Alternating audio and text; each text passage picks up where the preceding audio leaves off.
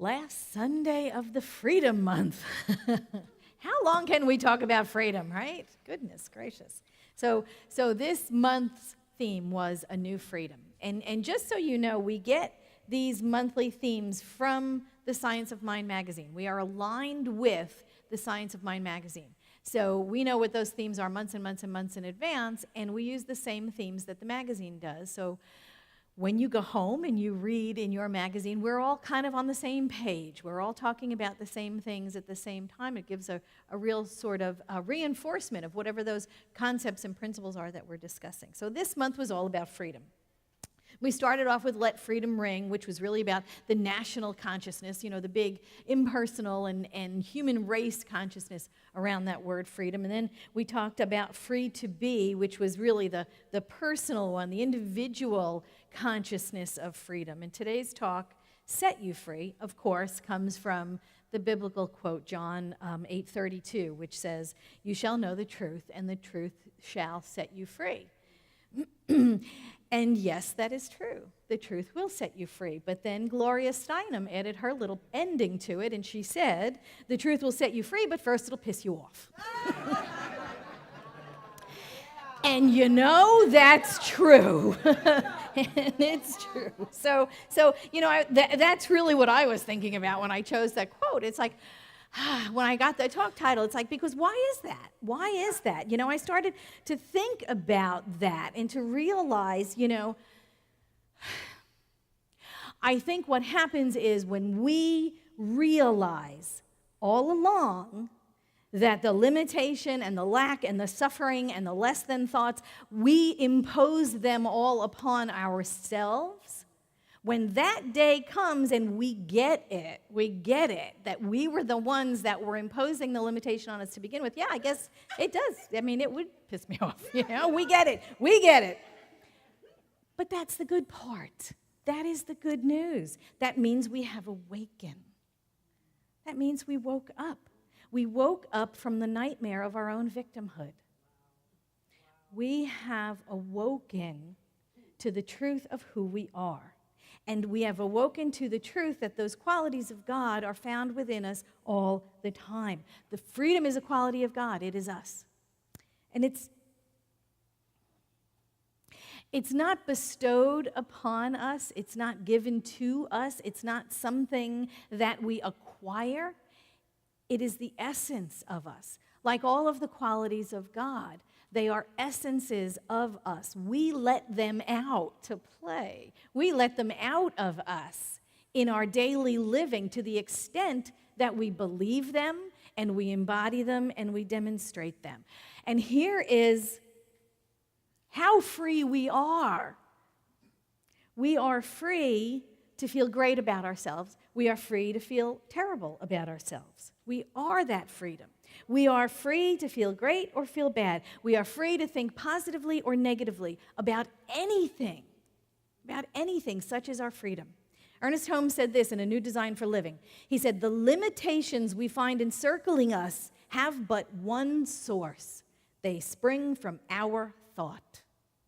They are the result of our negative, habitual thought patterns, conscious or tucked away in the subconscious, which may have been instigated by our past experiences or by the blind acceptance of what now appear to be the wrong ideas and concepts of others that we've just taken on." So our limitations, our lack, our thought, our outpicturing of less than, all of that is a thought.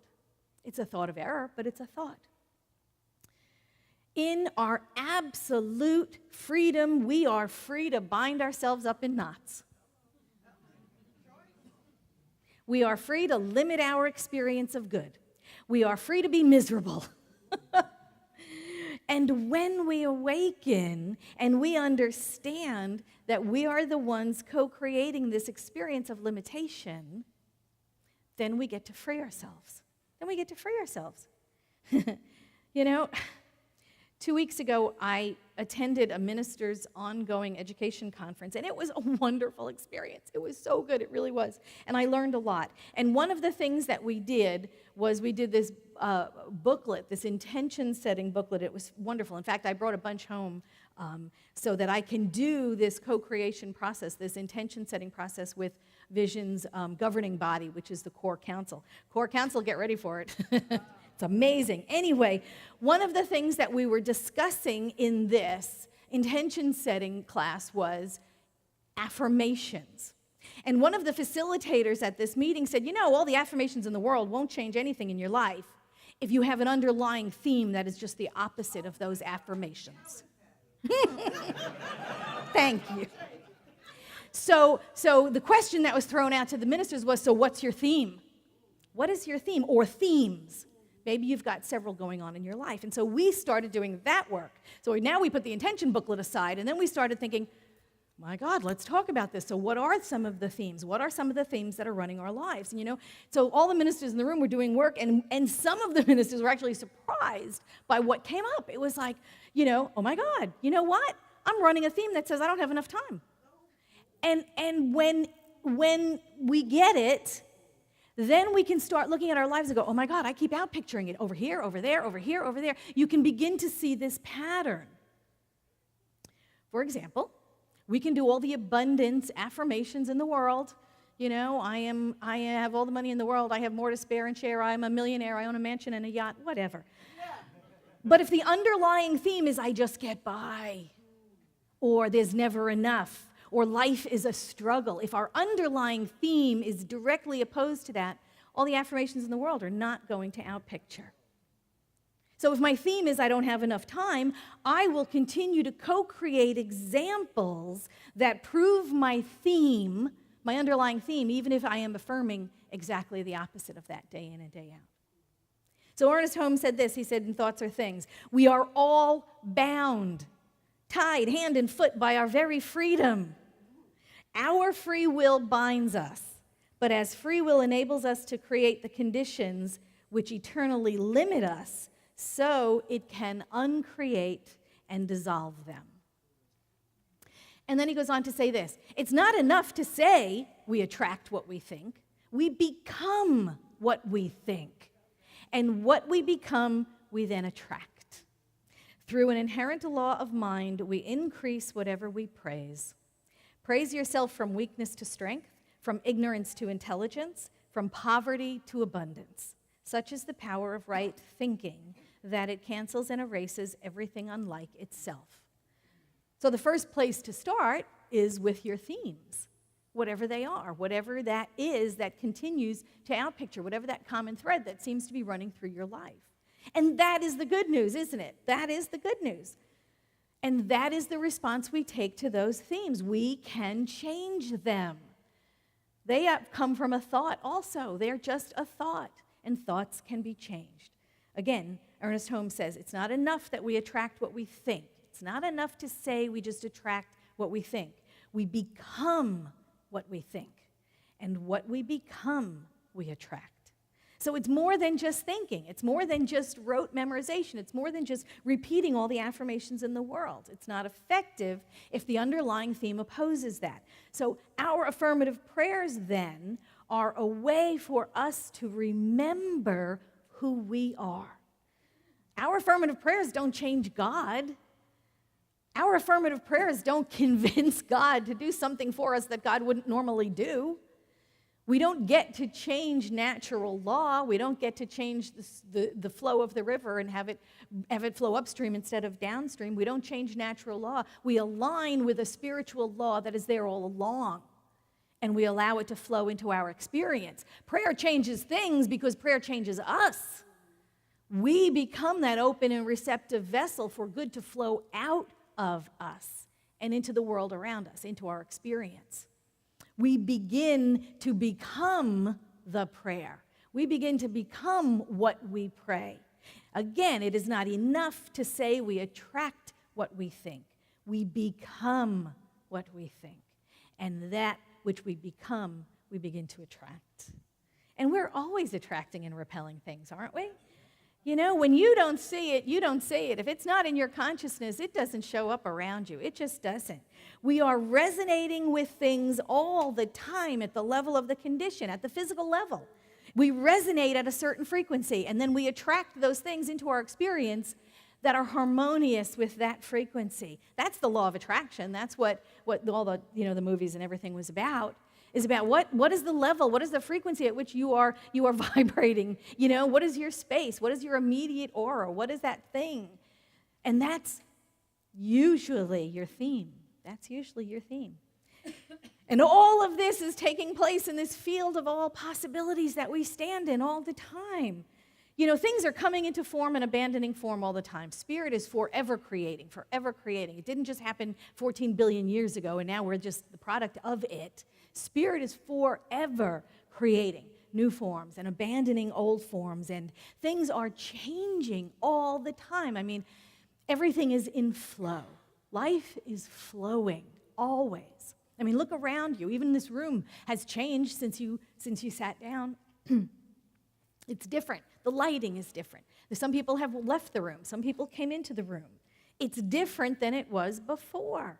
Everything is in motion. Everything.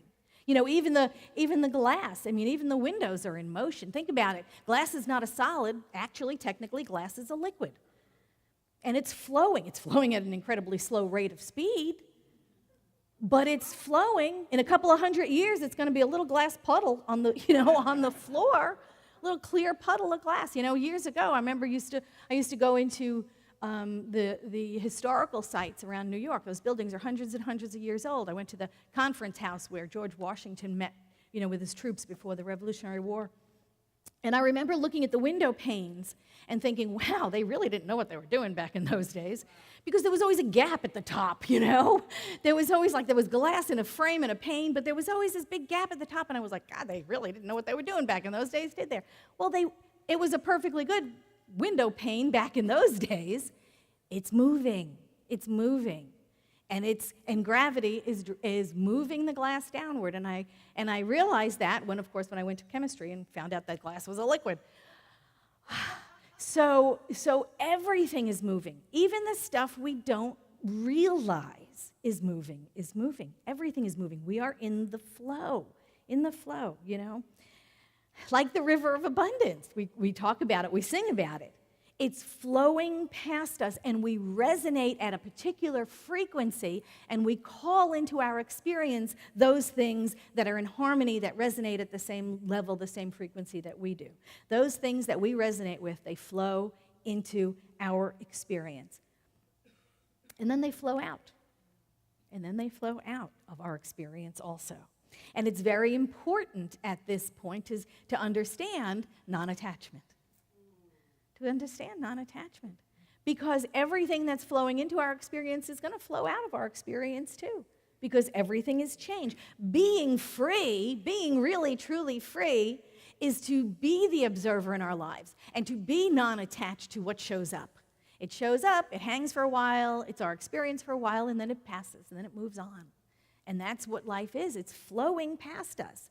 And if we are truly free, we allow things into our experience, and we allow them to leave our experience. Without trying to control or manipulate or hang on to things. We're really good at manifesting stuff, not so great on the releasing stuff sometimes. What was it? I remember one of our practitioners used to say, everything that I let go of in life had claw marks on it. And it's true. Sometimes we're not that good about the releasing part. But being in life means to be in the flow of life. Everything in the world is flowing back to the mystery that it came from. And so what is there to be attached to? It's all flowing. Freedom is experienced to the degree that we allow things. We allow them to be around us, in our experience. How could it be otherwise? Because it's all flowing. Ernest Holmes said this, unless we become the living embodiment of love and light, we shall have no justification in saying that God is love and light. Unless we use freedom we have without abusing it, we shall have no justification in saying that man is the master of his own soul, the creator of his own destiny, or the arbiter of his own fate. But if we can bind ourselves together reverently in love and compassion, in mutual acceptance and understanding, under the cohesive powers of a universal law of good and the beneficence of a divine and universal present, then shall we be able to use liberty without license, to diffuse unity with uniformity, and to lead the world down the pathway to a new enlightenment. This is our philosophy. This is what we know we are capable of doing. This is what New Thought is all about, standing in the truth of who we are, knowing that all of those qualities are our qualities. They are who we are. They are the essence of us. It is about standing in the truth of that and being that in the world, demonstrating love in the face of hate, demonstrating peace in the face of chaos, demonstrating unity in the face of division. And God only knows there's been a whole bunch of that up lately, right? So how can we be in the world but not of it? How do we do that? We stand in the truth of who we are. We stand and we use these principles of peace, principles of unity, principles of freedom, to speak the truth, to be the truth in the world. We allow those qualities of God to express through us, and more of it shows up in the world. Ernest Holmes said, through an inherent law of mind, we increase whatever we praise. So we stand in the middle of hate and we claim love is the truth of us. Love is the truth of all beings everywhere. Love is God. Love is a quality of me. Love is the inherent truth of me. We stand in the middle of chaos and we claim peace, regardless of what it looks like, regardless of the screaming and yelling and placards being held or thrown. We stand in peace. We resonate with peace and we emanate peace. We stand amidst the division and the conflict and we claim unity. We know that we are God in form. We know that unity is a quality of us because it's God. We stand in that. We stand in the unity that as I see you, I see God. Looking back at me through your eyes, I see that Spirit. We desire to set ourselves free. It sounds great. It sounds great. Just like something we want. But we have to remember we already are that. We are that. We are free to think any thought we have in our head. We are free to question any thought we have in our head. We are free to show up always as that divine and loving presence that we are. We are free to use the quality of freedom to bind us or to set us free, to release us from our own self-imposed limitations. Praise freedom. Praise freedom. Praise freedom. And yes, we will lead the world down the pathway of a new enlightenment. Just by standing in our truth, knowing what we know, being who we are, yes, we'll change our world. We will change our corner of it first. And then like throwing a stone in a pond, those ripples keep going out. Father, Father, Father, and Father. And that's what we do. That's what we do in New Thought. That is our job, to know the truth, and the truth shall set us free. Thank you so much. I love you.